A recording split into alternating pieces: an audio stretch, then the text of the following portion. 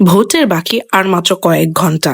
আগামী 12ই ফেব্রুয়ারি 2026 তারিখে বাংলাদেশের ত্রয়োদশীয় জাতীয় সংসদ নির্বাচন অনুষ্ঠিত হতে যাচ্ছে।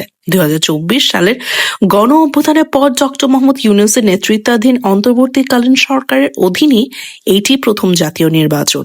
এই নির্বাচনে কিছু গুরুত্বপূর্ণ দিক অবশ্য আমার মনে হয় আপনাদের সবারই জানা উচিত। 2026 সালের জাতীয় নির্বাচন ও রাজনৈতিক প্রেক্ষাপট আগামী 12ই ফেব্রুয়ারি অর্থাৎ আগামীকালকে বাংলাদেশের রাজনৈতিক ইতিহাসের একটি অত্যন্ত গুরুত্বপূর্ণ দিন।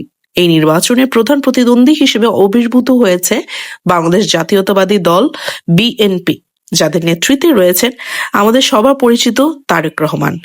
দীর্ঘ সময় ক্ষমতার বাইরে থাকার পর বিএনপির এই নির্বাচনের মাধ্যমে পুনরায় ক্ষমতায় ফেরার জোরালো সম্ভাবনা দেখছে।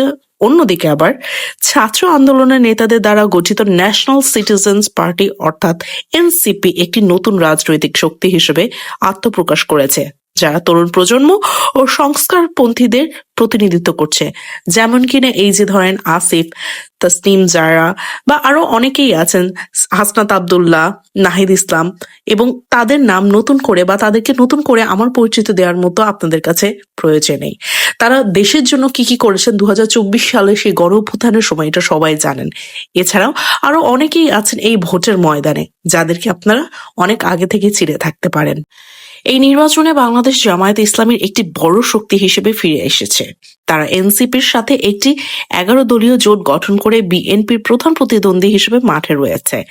রাজনৈতিক বিশ্লেষকদের মতে এবার লড়াই মূলত বিএনপি এবং জামায়াত এর এনসিপি জোটের মধ্যে সীমাবদ্ধ। আপনাদের সবাইকে আরো একটা কথা বলে দেই যে এই নির্বাচনের পাশাপাশি এদিন জুলাই সনদ বা সংবিধান সংস্কারের উপর একটি ঐতিহাসিক গণভোটে অনুষ্ঠিত হবে, যা দেশের ভবিষ্যৎ শাসনতান্ত্রিক কাঠামো নির্ধারণ করবে। আচ্ছা, আরো একটা কথা আমার মনে হয় আপনারা সবাই জানেন যে বাংলাদেশে অনেক অনেক বছর পর, অলমোস্ট লাইক 17 বছর পর এরকম ভোটের আমেজ সামনে পড়েছে, যেখানে কিনা আমরা দেখতে চাচ্ছি অনেক অনেক অনেক দলই এভাবে নিজের প্রচার করছে, যে আমেজে পুরো দেশবাসী অনেক বেশি উদ্বুদ্ধ এবং খুশি। সত্যি বলতে এমনই তো নির্বাচন আমরা সবসময় দেখতে চেয়েছি। এমন নির্বাচন সব দেশে যাতে হোক, সবাই যাতে তাদের মত রাখার এবং নির্বাচন করার সুযোগ পায়। কারণ নির্বাচন মানেই হচ্ছে আপনি আপনার প্রিয় প্রতিদ্বন্দ্বীকে আমাদের দেশের জন্য ভোট দেবেন।